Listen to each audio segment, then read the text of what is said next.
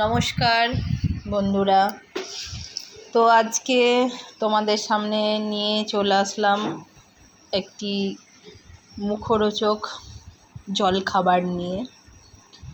তোমরা এটা সন্ধ্যাবেলাতেও খেতে পারো বা সকালে যে আমরা টিফিনটা খাই তখনও খেতে পারো। দেখো, আমি বানাবো আজকে আমার মনের মতো করে, আমার পছন্দের উপকরণ নিয়ে পাটিসাপটা। তো প্রথমে একটা নারকেল আমি নিয়েছি। নারকেলটাকে পরিষ্কার করে ধুয়ে কুড়ে নেওয়া হচ্ছে। দেখো, কোড়া হচ্ছে। তো এই পাটিসাপটাটা অনেকে অনেক রকম করে থাকে। তো আমাদের যেগুলো হয়তো পছন্দের জিনিস, মানে যেগুলো লাগবে দিয়ে করব, সে পছন্দের জিনিস দিয়েই করব। প্রথমে নারকেলটাকে দেখো ভালো করে কুড়ে নেওয়া হলো। কুড়ে নেওয়ার পরে এটাকে আমি পুর তৈরি করব। পুর বলতে দেখো, এখানে চিনি আর যে নারকেলটা কুড়েছি সেই নারকেলটাকে একসঙ্গে চিনি আর নারকেলের পুর ভালো করে মিশিয়ে নিয়ে আমি এটা ওভেনে দিয়ে দেব।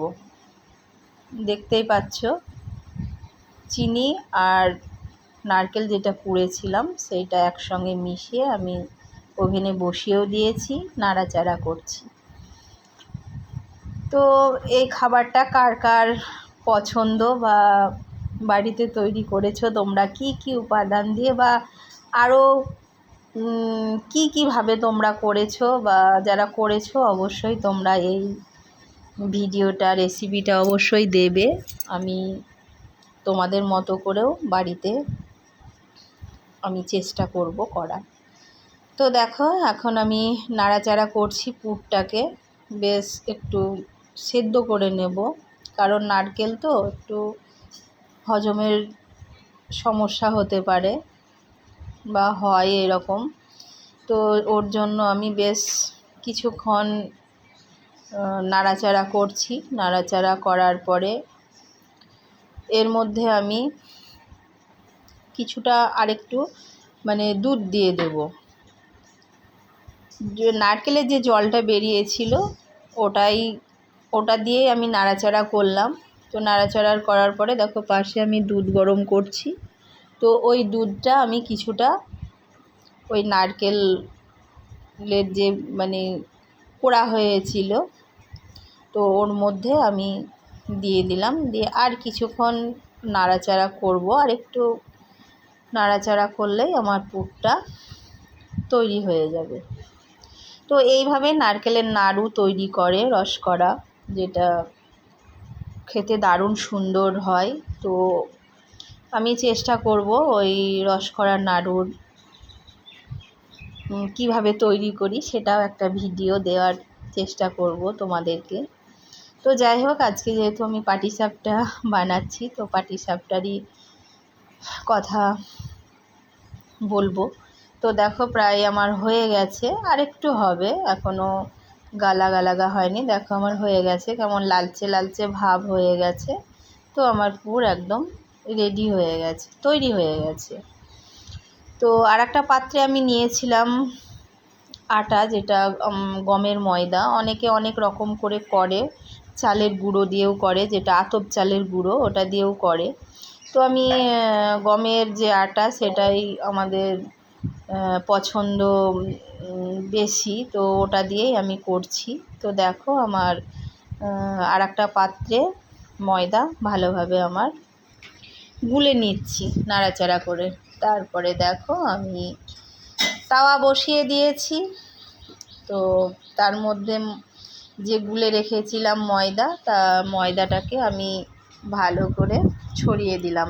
আমি তেজপাতা নিয়েছিলাম, তেজপাতা দিয়ে ওই গুঁড়োটাকে ছড়িয়ে যেটা গুলে রেখেছিলাম ময়দা, তো ওটাকে আমি ছড়িয়ে দিলাম, দিয়ে এপিট ওপিট করে ভালো করে বেশ একটু যাতে কাঁচা কাঁচা ভাব না থাকে সেই রকম করে আমি এপিট ওপিট করে সুন্দর করে সাদা তেল, তোমাদের পছন্দ মতো তেল ব্যবহার করতে পারো। তো এপিট ওপিট করে লাল করে আমি ভেজে নিচ্ছি। আর তার মধ্যে যে আমি ছাইটা দিয়ে মানে তৈরি করেছিলাম পুর, নারকেলের পুর, সেটা ওর মধ্যে দিয়ে দিয়ে এপিট ওপিট করে সুন্দর করে আমি লাল লাল করে আমি ভেজে নিচ্ছি। তো দেখো আমার এক এক করে সব পাটিসাপটাগুলো তৈরি হয়ে গেছে। আমার রেসিপি তোমাদের কেমন ভালো লাগলো অবশ্যই বলবে, আর তোমরা অবশ্যই আমার বাড়িতে চলে আসবে এরকম মুখরোচক খাবার খেতে। তো দেখো এখনও তৈরি হচ্ছে, তৈরি করছি আমি। তো শেষেরটা আর আমি উল্টাতেই পারছি না, গন্ডগোল হয়ে গেছে। তো যাই হোক, সব কিছুই তোমাদের আমি দেখালাম। তো আমার রেসিপিটা কেমন ভালো লাগলো অবশ্যই তোমরা কমেন্টে জানাবে। আর আবার নতুন নতুন রেসিপি আমি চেষ্টা করব দেওয়ার, খুব একটা আমি বেশি দিতে পারি না। তো সবাই ভালো থাকবে, সুস্থ থাকবে, সুন্দর থাকবে, আর সবাই চলে আসবে আমার বাড়িতে খেতে।